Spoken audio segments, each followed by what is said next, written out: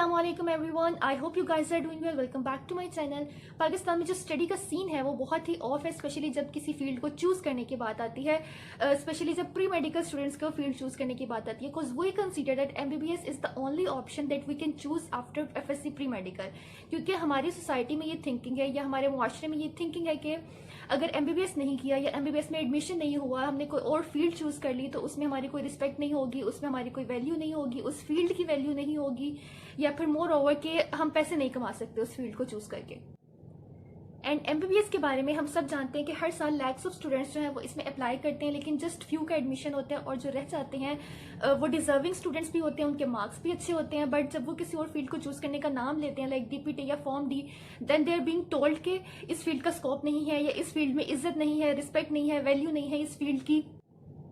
And then हमारी society का so called myth है कि DPT वाले जो हैं वो प्रॉपर डॉक्टर्स नहीं होते, एंड वो लोग होते हैं जो दूसरों को भी डिमोटिवेट करते हैं। खुद को इनको इन्फॉर्मेशन नहीं होती है किसी फील्ड के बारे में, बस उन्होंने एक नेगेटिव कमेंट कर देना होता है या नेगेटिव रिमार्क दे देने होते हैं किसी फील्ड के बारे में, बट उनको प्रॉपर इन्फॉर्मेशन नहीं होती और वो ये भी नहीं सोचते कि इस चीज का दूसरे सामने सुनने वाले पे क्या असर पड़ता है।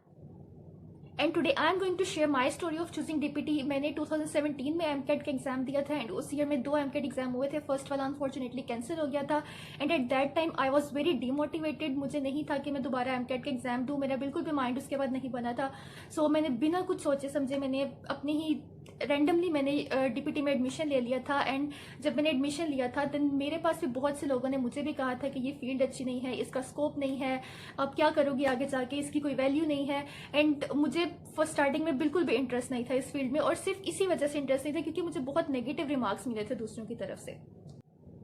एंड देन हुआ ये कि जब मेरा फर्स्ट सेमेस्टर चल रहा था, my mother was diagnosed with osteoarthritis. उनको नी ऑस्टियोआर्थराइटिस डायग्नोज हुआ, एंड वो बहुत सारे डॉक्टर्स के पास गई, MBBS डॉक्टर्स के पास गई, ऑर्थोपेडिक सर्जन्स के पास गई, लेकिन सब ने उनको मेडिसिन भी दी, लेकिन उनको इतना ज़्यादा इफेक्ट नहीं हुआ।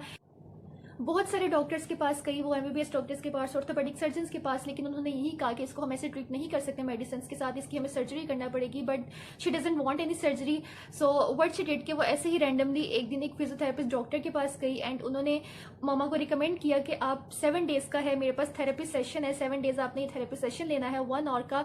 एंड उन्होंने वहाँ पे उनके पास जाना शुरू किया, एंड डेली वो थेरेपी सेशन उनको देते थे। एंड व्हाट आई नोटिस्ड के 7 डेज के बाद वो प्रॉपरली वॉक कर रही थी, क्योंकि उन डेज में जब उनको पेन होती थी तो वो बिल्कुल भी चल नहीं पाती थी, एंड बिल्कुल भी अपनी डेली एक्टिविटीज परफॉर्म नहीं कर पाती थी वो प्रॉपर नॉर्मली। लेकिन जब उन्होंने वो सेशंस लेना शुरू किए तो वो बिल्कुल नॉर्मल चलना शुरू हो गई थी, एंड नॉर्मली वो अपनी एक्टिविटीज परफॉर्म करना शुरू हो गई थी। एंड उस टाइम पे जो मेरे माइंड में एक चीज़ क्लिक की थी वो ये थी कि जब आपको MBBS डॉक्टर्स ने, ऑर्थोपेडिक सर्जन्स ने भी आपको कह दिया कि आप सर्जरी करवा लें या प्लाज्मा थेरेपी करवाएं, लेकिन उस टाइम पे एक फिजियोथेरेपिस्ट ने आपको ट्रीट कर दिया है, आप बिल्कुल नॉर्मल अपना लाइफस्टाइल शुरू कर सकते हो दोबारा से। And then at that time मुझे एक फिजियोथेरेपिस्ट डॉक्टर की मुझे एक वैल्यू तब पता चली थी, and at that time I realise कि जो फील्ड मैंने अपने लिए चूज़ की है वो बहुत बेस्ट है, और मुझे उसी में मेहनत करनी है, उसी में अच्छे से काम करना है, और उसी में कामयाब होना है उसी फील्ड में। एंड फिजियोथेरेपिस्ट डॉक्टर्स की भी वैल्यू दूसरे ही डॉक्टर्स की जितनी है, हमारी MBBS डॉक्टर्स की जितनी ही है हमारी सोसाइटी में, क्योंकि जो चीज़ उनसे नहीं ट्रीट हो रही है वो एक फिजियोथेरेपिस्ट ट्रीट करे, एक डिसेबल्ड पर्सन को, या फिर एक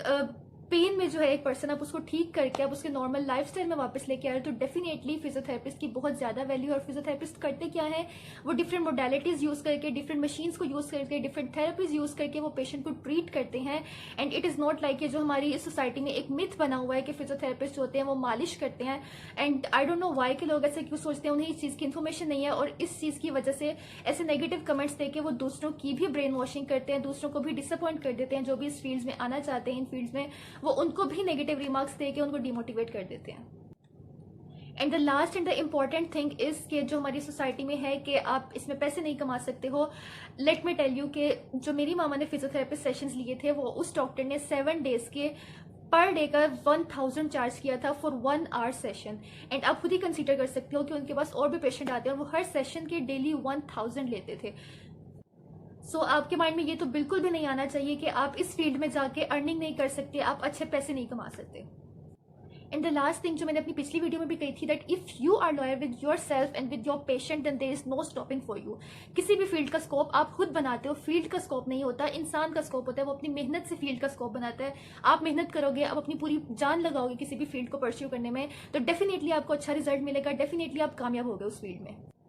So this brings us to the end of this video. If you like this video then do subscribe to my channel below and share this video with your friends. And next video भी मैं DPT से related ही बनाने वाली हूँ, तो अगर आपको वो देखनी है तो डेफिनेटली आपको मेरे चैनल को सब्सक्राइब करना पड़ेगा ताकि आपको, एंड बेल नोटिफिकेशन को आपने ऑन करना है ताकि आपको नोटिफिकेशन मिल जाए मेरी वीडियो का। थैंक यू, अल्लाह हाफिज, टेक केयर।